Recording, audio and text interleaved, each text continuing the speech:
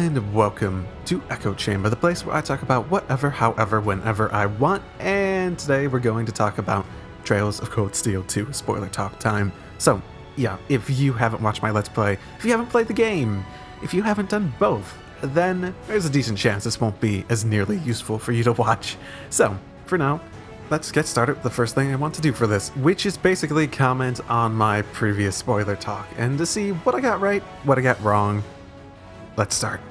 Now, if you want to talk about Trails in the Sky stuff, make sure, for my sake and anyone else's sake who's just played Trails of Cold Steel, you mark it very clearly, and you make sure that any actual discussion that you make is well below a point where you'd have to press read more to actually see it.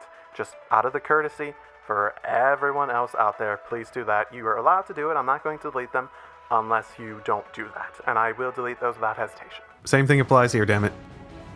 I will also note, I don't think he's being very sincere at the end. You could see his hesitation. I'm reminded by, like, at that, the moment before the final dungeon, that moment where he's looking at his Arcus and he's like, wow, mine's actually glowing too. Yeah, I think the second game basically confirmed this. Crow had nothing against this class. He just wanted to achieve something. And he was very willing to go back in the end once he achieved what he wanted to achieve. And I think Ouroboros is probably pulling the strings in multiple areas, and realistically the ILF and the Noble Alliance are probably not as actually in control of their own fates as they probably would want to be. Yeah, I'd say that very much Ouroboros was one of the people pulling the strings. There's more puppeteers than I expected, but at the same time I'd say Ouroboros, Cayenne, and then Rufus were the ones pulling the strings in the Noble Alliance, the Imperial Army, and a bunch of other people really did not. The people actually fighting didn't get what they wanted in the end. That's how it turned out, which is very unfortunate. It might have been Rufus. He's the one from he's the big one from the Noble Alliance on there, right? He'd be the one who would have to be making these choices, right? Definitely still seems plausible, and it definitely seems like something he'd be pushing for if this is all how he wanted it to go down. So, and they don't really show all the different board meetings in the first game all that much in the first place. Sure, I wasn't really thinking anything along the lines of what actually happened, but I'd say it still fits in with what happened in the end. I'd say it'd even make a bit more sense in that case, too. Will the nobles actually get what they want? Clearly, they want to just push this noble class system to the point where they don't have to deal with the whole reformist concept going on. I think there's decent chance in the grand scheme of things they'll get what they want, but probably not in the way they want it, or like in the way they expect it. It's actually interesting because what Ouroboros wanted clearly had nothing to do with the actual plans and desires of the Noble Alliance. They weren't working against each other. Sure, they were working more against Cayenne's desires, but the rest of the Noble Alliance wasn't actually against that, which is very interesting because they could have had their cake and ate it too, but Cayenne fucked it up. Sure, I mean, there's a chance that they could lose, and in a sense, the last battle at Heimdall, they basically stopped fighting. Who knows who would have won that in the end? It's such an elaborate plan, you need someone pulling the strings in all of this, and it has to be Ouroboros, because they're the only one who can do this, right? Right? Also, it's like a matter of, are their goals actually in line with the nobles? Now, I don't know what they want, but clearly what they want is something much grander. What that is, I have no fucking clue. And guess what? I still have no fucking clue. Maybe after the Sky Games. Maybe after the Sky Games, I'll know. Who knows? Maybe one day, somehow. It makes me think that Blue Bonk's role in the game was to be Ouroboros' contact, keeping an eye on probably Crow. Yeah, no, that was so immensely wrong. I think Vita was probably the one keeping an eye on Crow, and I'm pretty sure she didn't feel a desperate need to keep an eye on him at any time.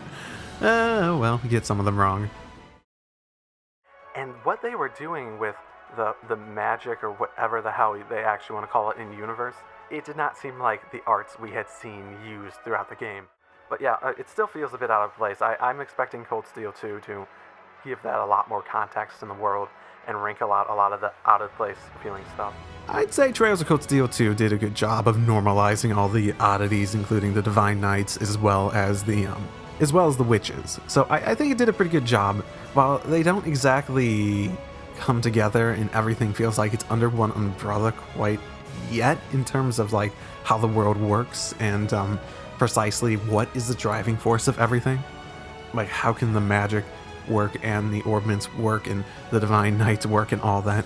It feels like in a world like this where there's so much detail to everything and it seems so thought out to the minuscule details to some extent, it seems unlikely that the baseline fundamentals of how the world works are not connected. And it feels like that probably is some of the basis for the revelations, especially considering some of the Black Record stuff, and it seems like some of the overarching plot between all the different games has more to do with understanding what happened in the past.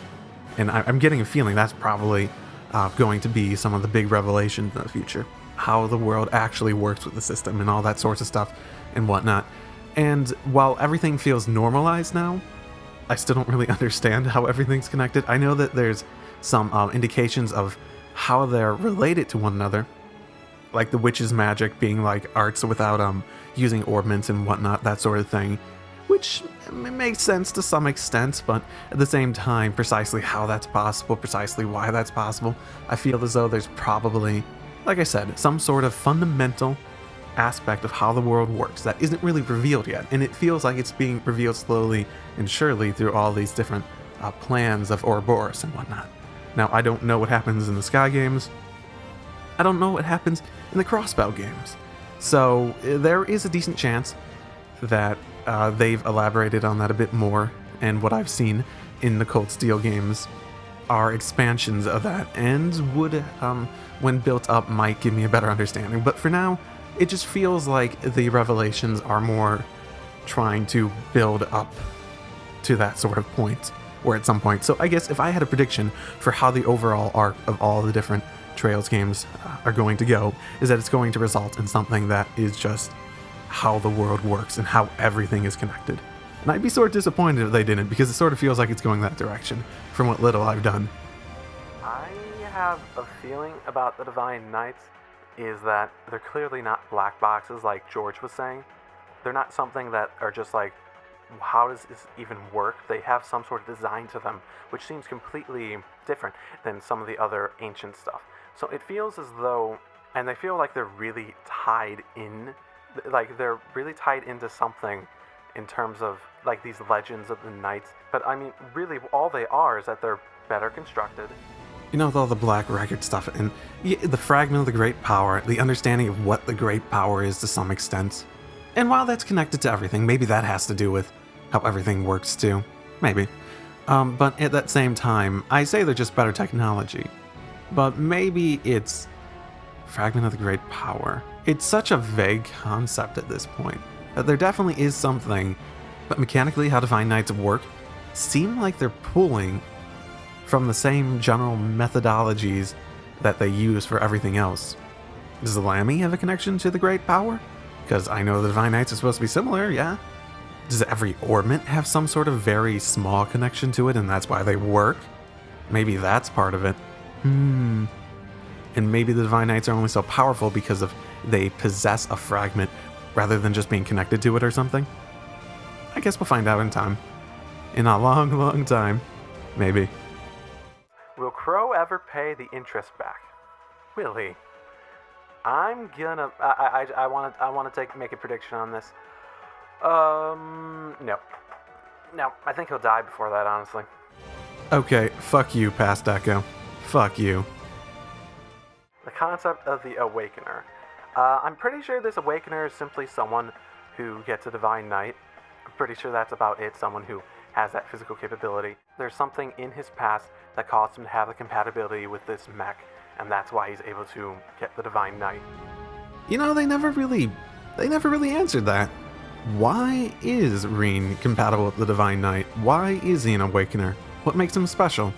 I mean, he is just a human, and it's not like Crow has that same power that Rean and McBurn have, so it's not like that's part of it like I was thinking at the time. There's another question. I know that there's some sort of system in place. You have these cycles. So you have to wonder, maybe, what if there's reincarnation? I guess this is just a guess. Maybe part of the system I remember Vita talking about having something to do with souls. I don't remember the exact quote, but their plan having to do with souls and whatnot. So maybe this cycle, this system, is set in place somehow in order to create a cyclical reincarnation of people's like souls or something into new lives, and that's why Rean and Crow are compatible. Maybe they have some sort of reincarnation, like Rean from Drycles and Crow from I don't know who. I can't really think of anyone that would fit that, now that I think about it. I don't think they ever bring up the Azure Knight in the War of the Lions, so maybe not. Duke Cayenne seems like a very interesting person. We saw him with the Jaeger guys, right? So he's very clearly the one, at least one of the people, who has a very, very large hand in orchestrating all of this. Now, why he has so few appearances, wouldn't you want to keep a low profile for this? Yeah, I was basically right on that. Then again, I didn't really go out on a limb in any way to try to predict what Duke Cayenne was going to try to do in Code Steel 2.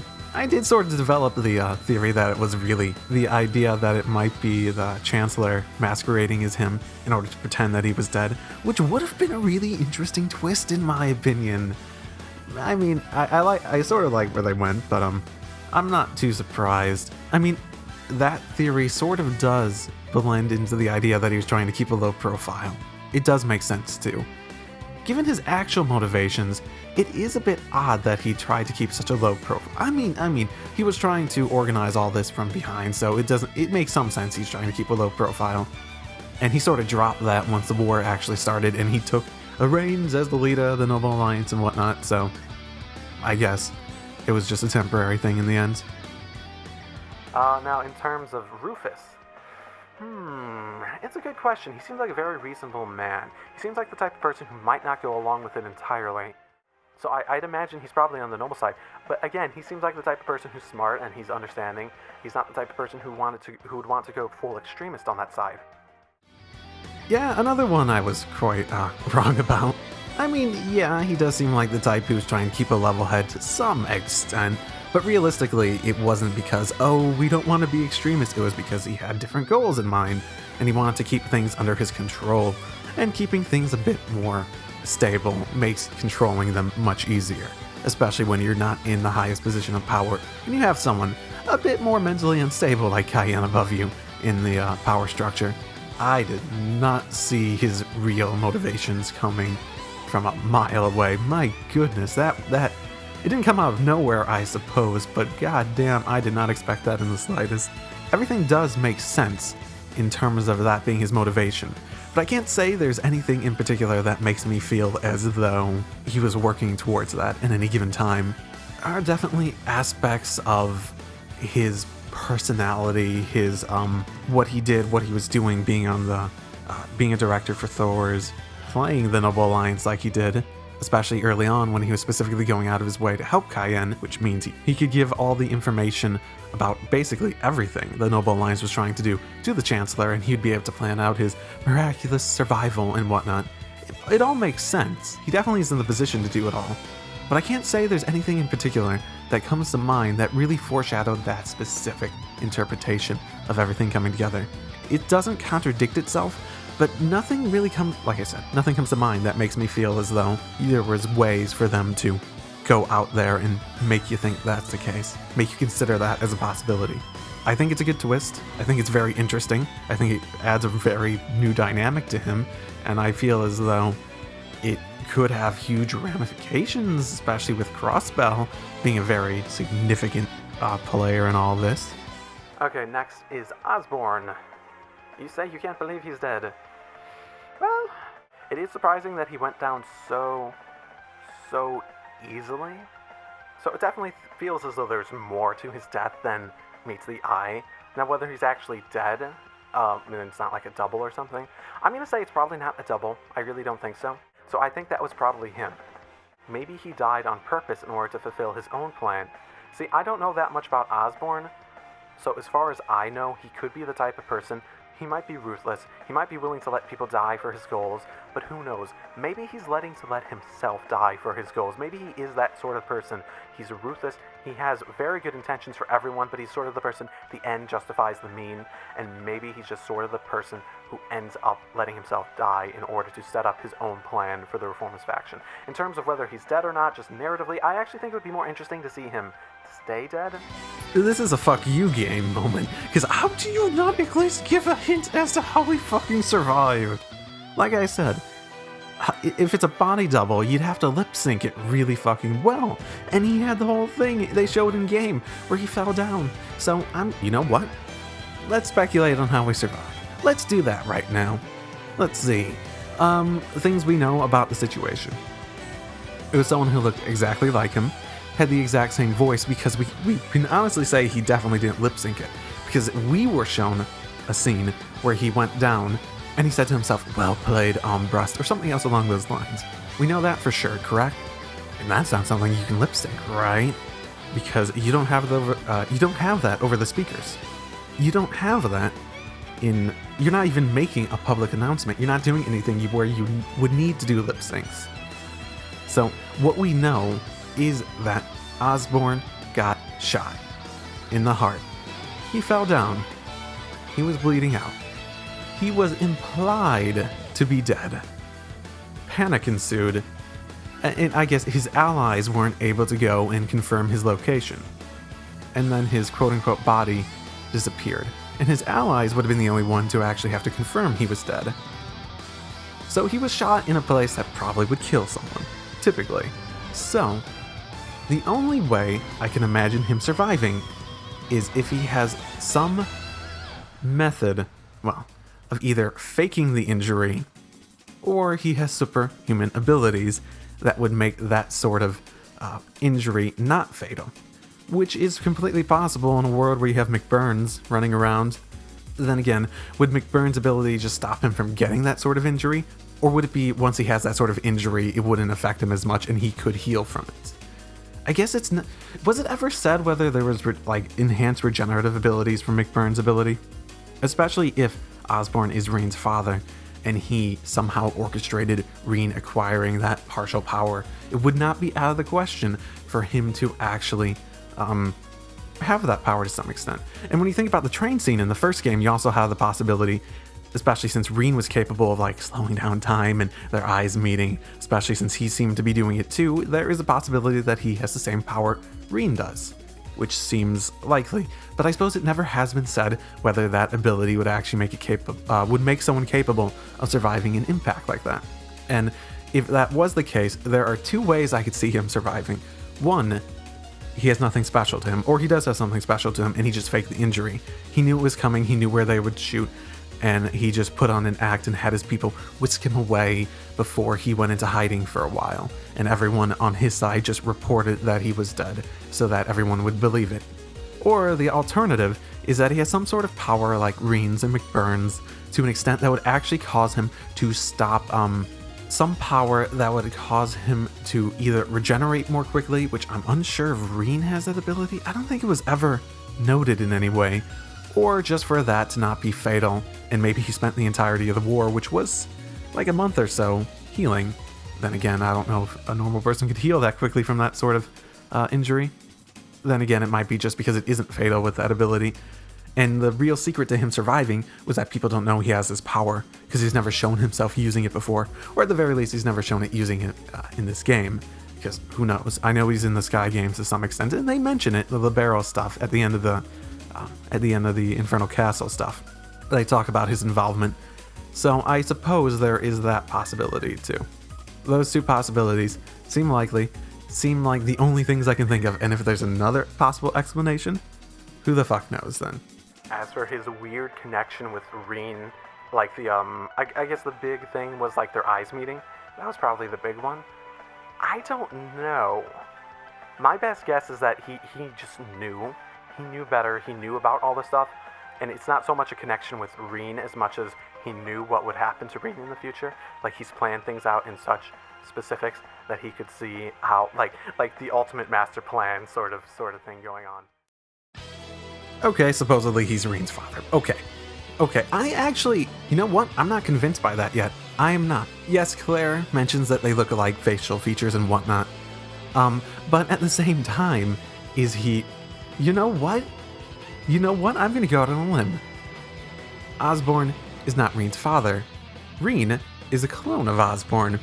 I have nothing to base this on other than the fact that we have basically pointed out that these test tube babies, or whatever you want to call them in this universe, they exist with Millie and Maltina to some point.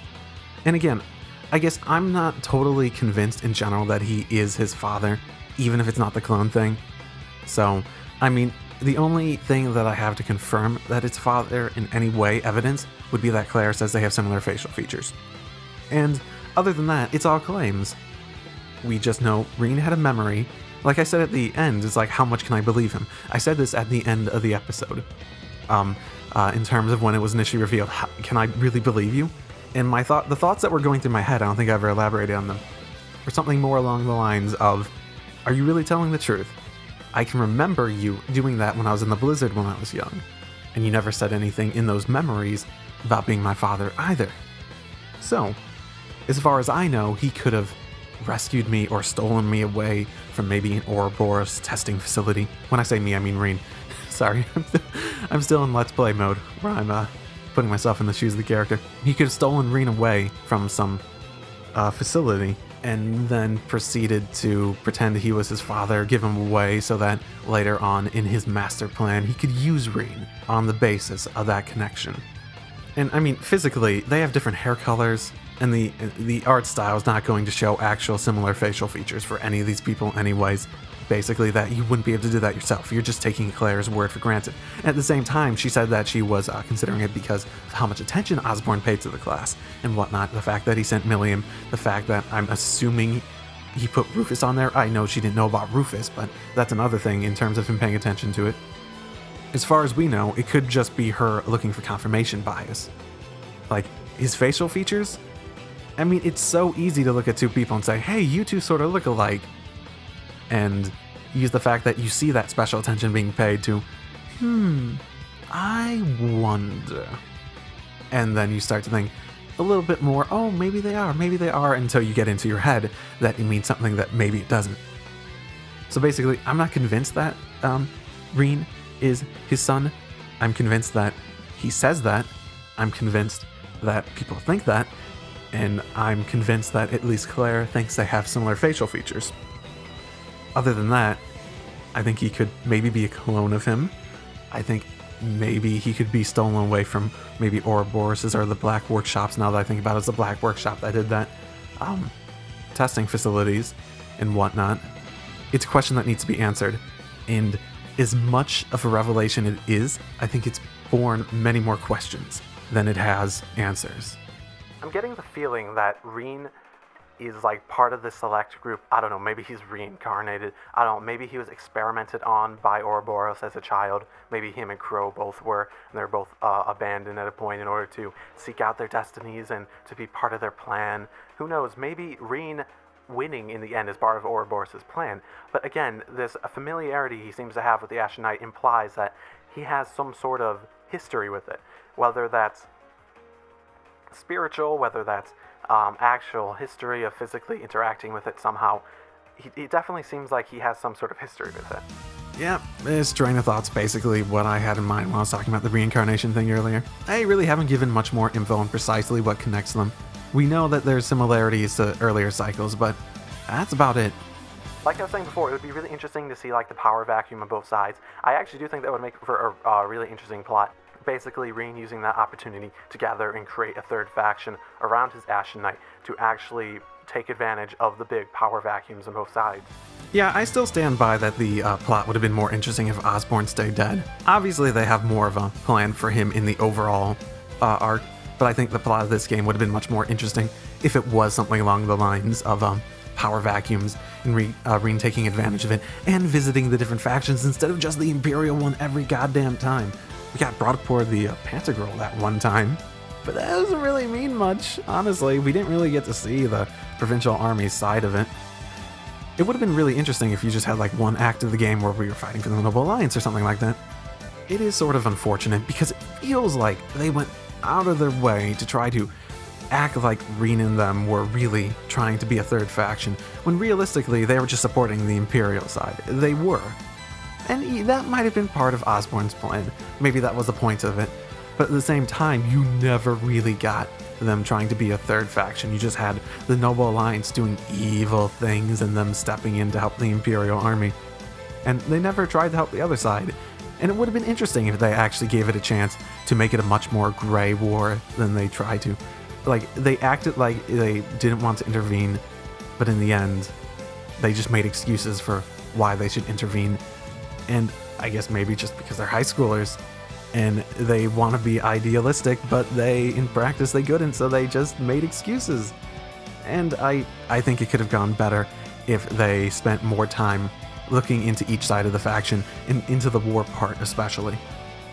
If you look at what the Wheel of Fortune actually means, typically it does actually have to do with fate. It has to do with being the one to actually change destiny, to change how things actually work. Now, thinking of it that way, it makes me think that's probably the point of what an Awakener is.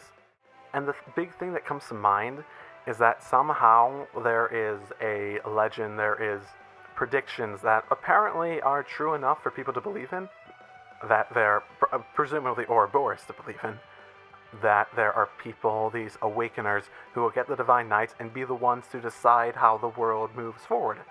And if I had to guess at what Ouroboros' plan was, it would probably be to use these Awakeners in order to actually move forward, like create a world that they want. Well, this sort of ties into the whole system thing, doesn't it? Realistically, it's not a legend, but more so something they actually knew existed and were participants in. Maybe not Ouroboros directly, but Vita being a member, and also being a member of the Witches. The overall question in precisely how the system works, and how the system actually goes out of its way to achieve something? Because from what we've seen in the game itself, it appears like Vita wasn't interested in anything more than actually achieving more of the cycle. They weren't going out of their way to interrupt it, they weren't going out of their way to do anything beyond that. And they did achieve it, to some extent. While they didn't want the calamity to be brought about, at the same time, it appears as though there really wasn't any need to bring about the calamity or need to stop it from coming about, outside of killing everyone, of course. That's something you definitely didn't want. But the fact that they were able to steal it away seems to imply that it hasn't changed it, especially since Osborne wants to take over the plan. So if I were to take my best guess as to how it fits into whatever their plan is, which, if I were to guess, still might have to do with changing the world, would be that it just brings along the next step of the cycle. Because if it's a cycle, it's not just going to be this one event over and over again. By achieving this, you bring about another part of it, and another part of it. I said earlier that, in the actual Let's Play, that I have a feeling that maybe the cycle and system has to do with, the world falling apart, maybe the world ending in some way or form. And if I were to go out on a limb and guess precisely what causes it, based on the fact that Vita was talking about souls, that it's a cycle, that all this stuff appeared like almost immediately after as something that, as someone in the comments, shoot, I forget usernames, I think it was Leon. There's something called the Great Collapse, which immediately afterwards saw the gnomes and the Divine Knights and the cycle really starting. Or at least the Divine Knights were built, like, immediately after. So maybe the world ended in whatever this Great Collapse is. The Divine Knights were made, and maybe the Great Collapse has to do with the Dark Dragon and the Black Records. That's a possibility, too. Whatever that means, the great power was left. Maybe it was, okay, so maybe it was something along the lines of the world ended, and how did the Dark Dragon one go? No, not the Dark Dragon. Not the Dark Dragon. The initial one. The initial one in the Black Records had some really vague concepts come together, fight each other, only leaving behind the great power, right? So if I were to guess as to how exactly everything works, this is just my running theory. There's something happened in the past that caused this great collapse. Maybe it's related to that first entry. Essentially, you had these vague concepts, as far as we know them, fight each other, destroy each other, and they destroyed the world. and the only thing that was left was the great power. And in the waning moments of the world, the gnomes, as well as the witches and whatnot of the time, grabbed the great power and used it as a way to keep the world together, to keep it running. And the only way to revitalize the world with more sources of the great power would be to continuously use the cycle with fragments of the great power, like the Divine Knights, to have them exert their power on the world, to maybe reinvigorate it with more of that great power. That's what the cycle really does, and they made the Divine Knights in order to ensure that, in order to make it a possibility, because they're weapons and they'd inevitably be used in great times of conflict. And then you have the witches, who try to lead people to them and try to set up these conflicts too, so that it continuously happen, as well as potentially other ways that the cycle could be achieved. And on that train of thought, in my stream of consciousness, I just thought of this. Maybe the goal of Ouroboros is to basically end this. And maybe there's a way, this also ties into the reincarnation thing I mentioned earlier. Maybe part of this cycle has people being reincarnated. Maybe that's just nature of the world or something. People are reincarnated regardless. But back to the Ouroboros thing. Maybe their goal is to end this cycle. Potentially two reasons. One, maybe they're just evil. Maybe they just want to end the world and stop everything from happening. So they want to get a very vulnerable part of the cycle to break it and stop it from happening. And the point of Cold Steel 2's stage of the cycle was just to get to another stage of the cycle that they could do that for.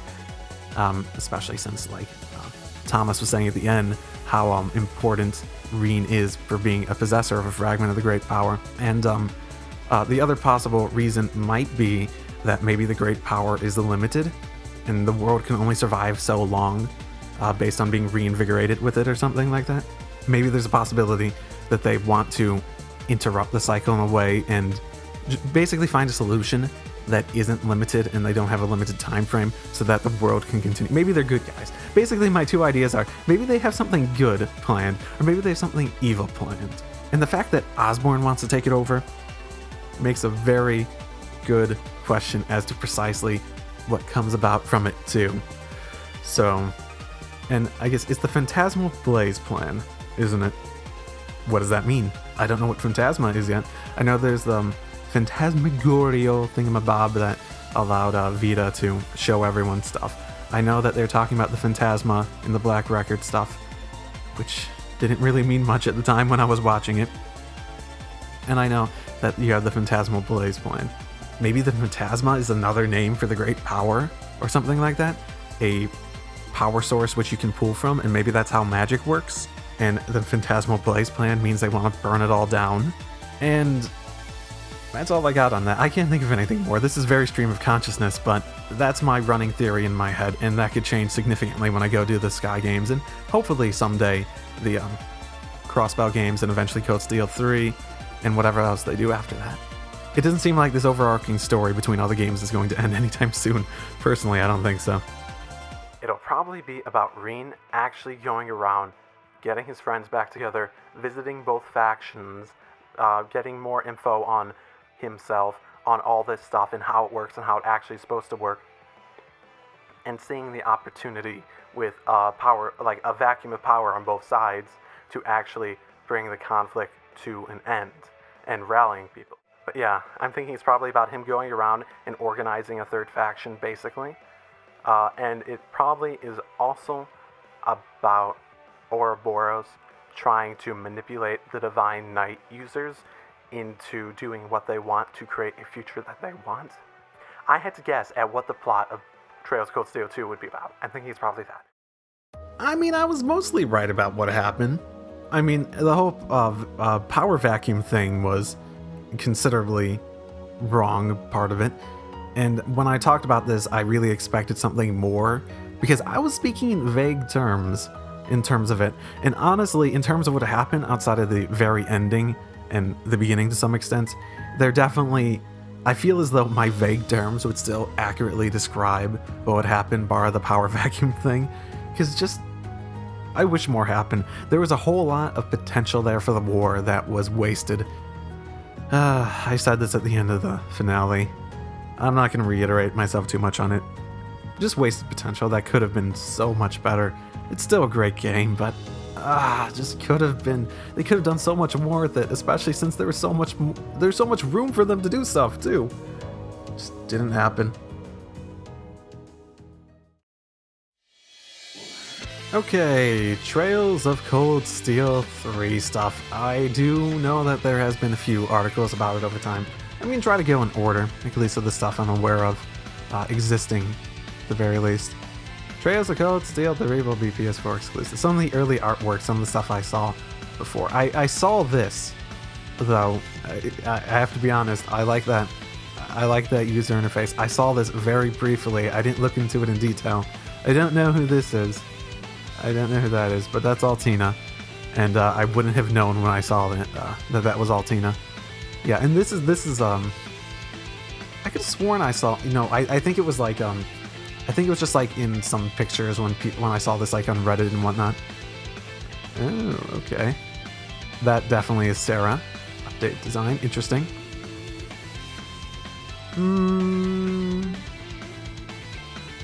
Is this Erebonia still? I know it's still that, but it could be Crossbell. Okay, so the things I have been spoiled on in terms of what Trails of Cold Steel 3 is about since I finished the game. Before I finished the game, all I had seen was that picture of of Rean. Before I finished the game, all I had seen was that picture of Rean, as well as, I think, maybe a picture of Elisa. I think I've seen this to some extent, but I ran by it really quick because I didn't want to see it too much. And I think I've seen this picture of Elisa. So I think I've seen that before. And don't know who that is. And that looks like Rean, doesn't it? Just the hairstyle in the back, doesn't it? The past decade. Okay. This is just about that with some screenshots associated with it. Let's move on to the next one, which was in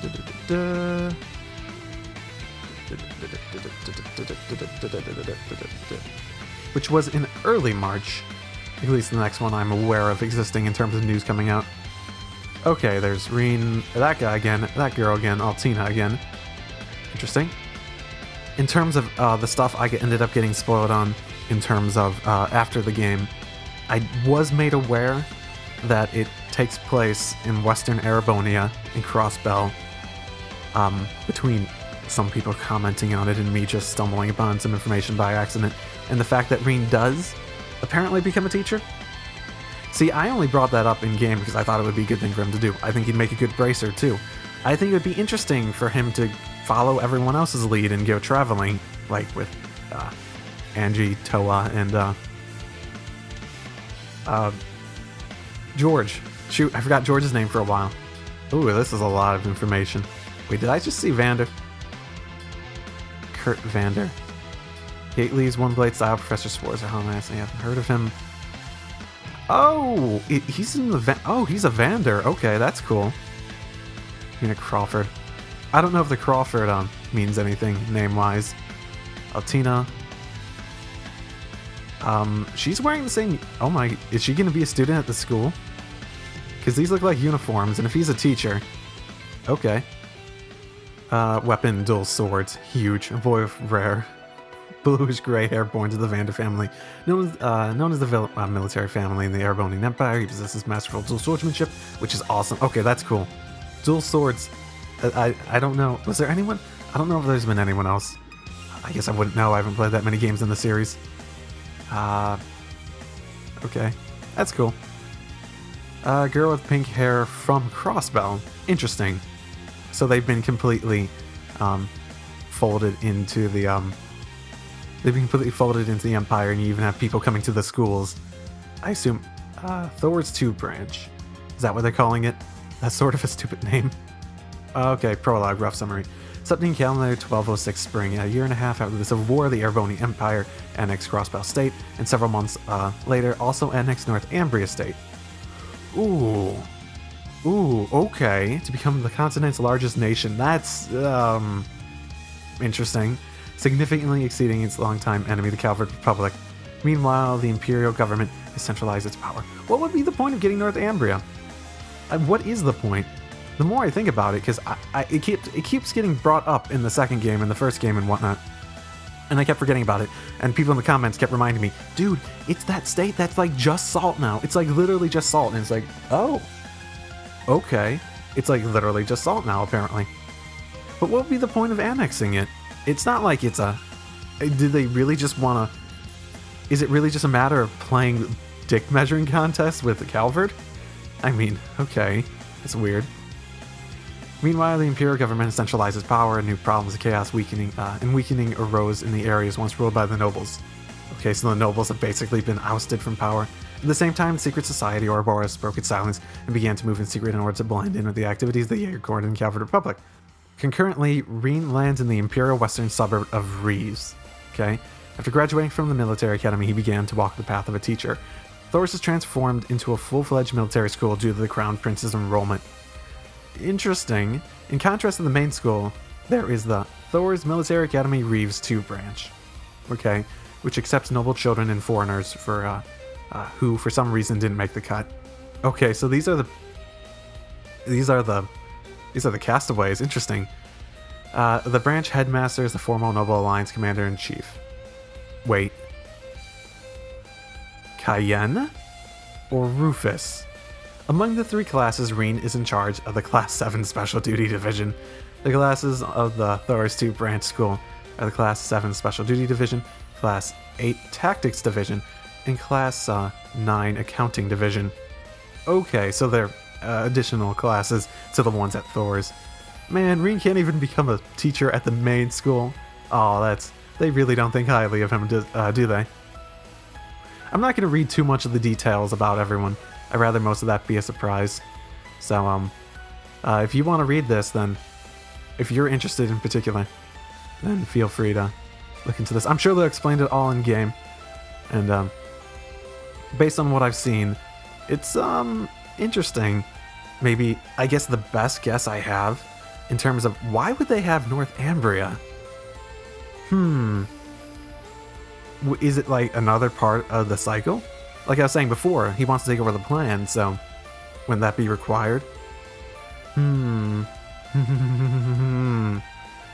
Interesting.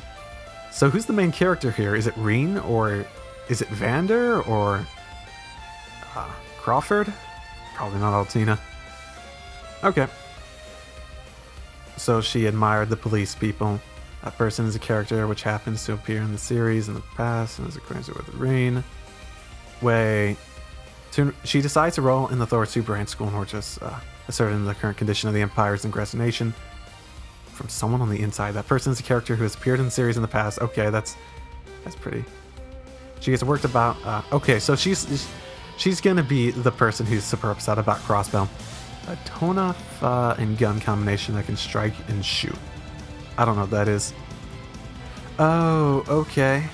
That makes some sense. Isn't that the thing that Lloyd was using from the Crossbow games?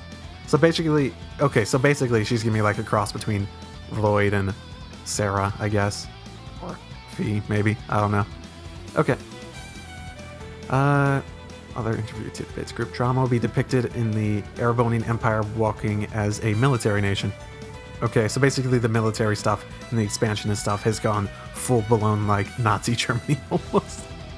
Maybe not quite that much, but it's starting to feel like the Germany parallels are getting stronger. Annexation of the Northumbria is part of the Prime Minister's big plan. I assume you're talking about Chancellor. Okay, I'm not going to think too much about that. What Rean, Altina, and the Headmaster were doing during the Northern War will gradually become clear during the game. Oh, okay, so they had to have a war to actually do that. Okay. The Headmaster is an unbelievably strong character who has previously served as the Noble Alliance Commander-in-Chief. Nobles are weakened by the reduction of the provincial army, but are beginning to make moves. Olivet Rice Anna is removed from the board of members of Thor's Military Academy. The teaching staff has completely changed, and the military field of the curriculum has been strengthened. Oh, no, what happened to Thomas? I wonder if Thomas is at Thor's too, then. Since Trista is the east capital, east of the Imperial capital, Reeves is the opposite side of the Imperial capital. The town is complete with facilities and has a high level of convenience. Okay. The Thors 2 branch school not only has students, but also has characters from the series and faculty that you wouldn't think of. Okay, like Mint. Mint's gonna be the headmaster. Okay. Thor's Duke Branch School uses 3 classes as a single organization, which is different from the main school. Okay. Okay. Wait for a follow-up regarding the former members of Class 7. Okay, cool. Same characters. So it seems like more elaborate. More elaborate profiles on them. Again, not going to read too much on them. I prefer to learn those. So you have Erebonia being relevant, Crossbell being relevant. Okay, that makes sense. Thor's in Reeves Specialty Division, which we learned about before. Is it really just going to be them? Oh, okay, I just looked at this. For that reason, is a small class made up of only 3 people. Oh my goodness. It's expected to work as a special platoon that will accomplish various objectives. Okay, that was a weird one. That's I guess that's the entire party. I'm sure it'll expand over the course of the game. Get more people. Maybe bring in some of the Class 7 people to help out occasionally. Yeah, I like Rean's new outfit. Looks pretty cool. Okay, well, I don't really have a whole lot. I mean, there's a bunch of information here. I don't want to look too much into it.